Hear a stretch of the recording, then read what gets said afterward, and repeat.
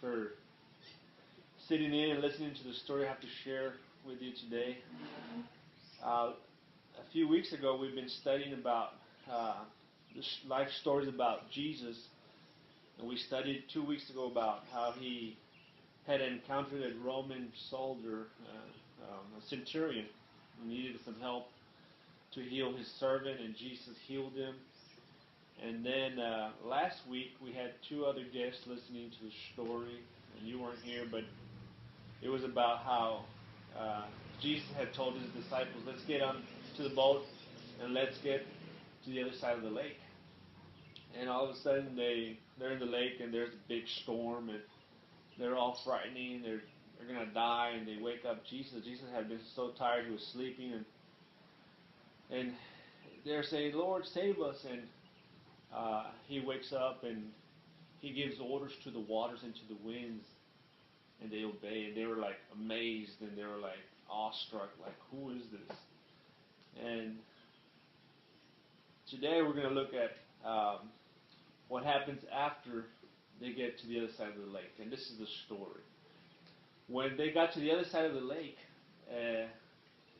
2 demon-possessed men came up to him, and they were men that had been, dangerous, and people would talk about them. They were just tearing up stuff, and the men shouted, the demon-possessed men shouted, "What do you want with us, Son of God? Have you come to torment us before the time?"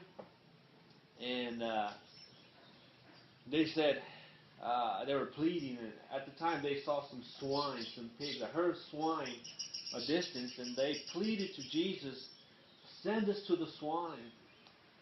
And Jesus said, "Okay, go to the swine." Now the swine, the demons left the men, and they went into the swine, these pigs, these herds, and they started running towards the bank of the lake, and they fell down to the bottom of the lake there, and they died, they drowned. The guys that were taking care of the swine, that herd, they were scared, and they ran to the city, and they told everybody what they had seen and what had happened to the 2 demon-possessed men. So everybody came from the city to see what was going on, and they saw them 2 men that the demons had left, and they saw Jesus, and they said, "Please leave our town."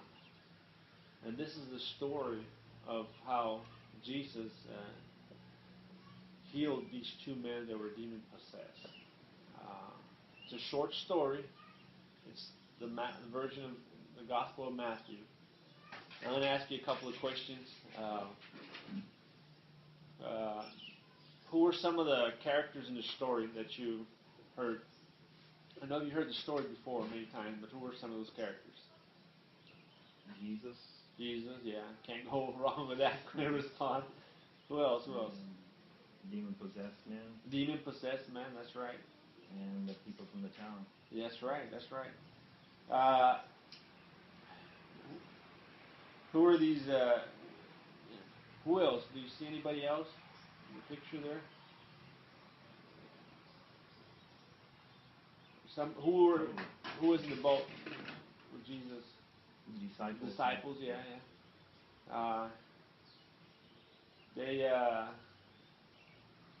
Who are these 2 guys? Were they just ordinary guys, or what? This demon. Well, they were well known to be violent, yeah. destroying stuff. And what did they say? When they saw Jesus, violent, demon-possessed man, what did they say when they saw Jesus? You remember? They said, "What do you want with us, Jesus, Son of God?" Were they scared, or what? What do you think? Yeah, it sounds like they were scared. Sounds like there's 2 authorities, 2 powers there. One superior from the other. And do you think they recognized the authority of Jesus? Yeah, they knew who he was. They knew who he was right away. Mm-hmm. what do you think the individuals that were taking care of the swine, the pigs, the herds? What do you think the reaction could have was? You know, they were just tending their pig, and then all of a sudden they're dead down in the water. Do you think they were happy? No, and they asked him to leave. Yeah. Their town. They asked because him, of their loss of what they valued. Their value, livelihood, they lost. They didn't want to do anything with Jesus. They were kind of scared. They had seen what happened to their swine. They knew these men. They were violent, demon possessed, and now they saw him. Oh, when all the city guys came in, all the folks, they saw these individuals. Do you think they noticed something different? These two demon-possessed men? Yeah, they must have noticed it. The story doesn't say totally, but it tells that they saw that those two individuals in their right mind. Yeah, in their right mind, and that they weren't possessed anymore. What is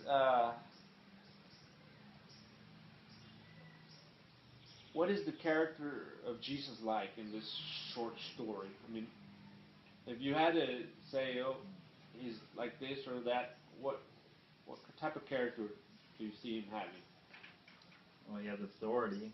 Authority, yeah. And also compassion, because he helped those two who were individuals tormented, yeah.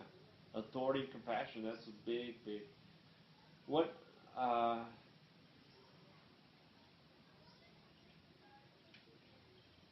do you think the disciples reacted, when they saw these demon-possessed individuals coming up to them, and they said, well, they said, these men are violent, be careful, You think they were scared? The disciples? I'm sure they were. They probably were, right? Yeah. What do you like about the story? Is there something that you like? Like what we mentioned, it shows about, what Jesus is like, Like his attitude, his character, Jesus' character. There's something that you didn't like, or what? I mean, the story. No.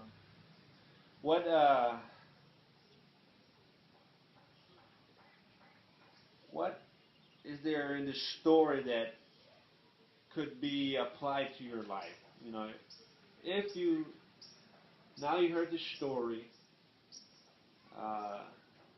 how could you apply it, or if not, is there any way you could apply this to your life today and what you're doing? Well, showing Jesus' authority and how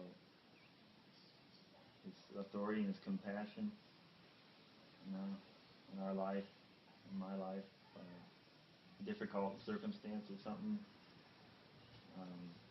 I can rely on Jesus, to take care of that situation. He has the authority. No evil can touch me. It's true. And, it gives you. Does it give you I know you're a believer. Does it give you a sense of assurance? You know what? I'm the right side. I'm with the supreme authority. Right? It does give me that assurance and that security and that confidence, especially where you and I are, serving with people that we do see and hear that are demon possessed. Well, this is a story I wanted to share to you today, and I thank you for being part of this story.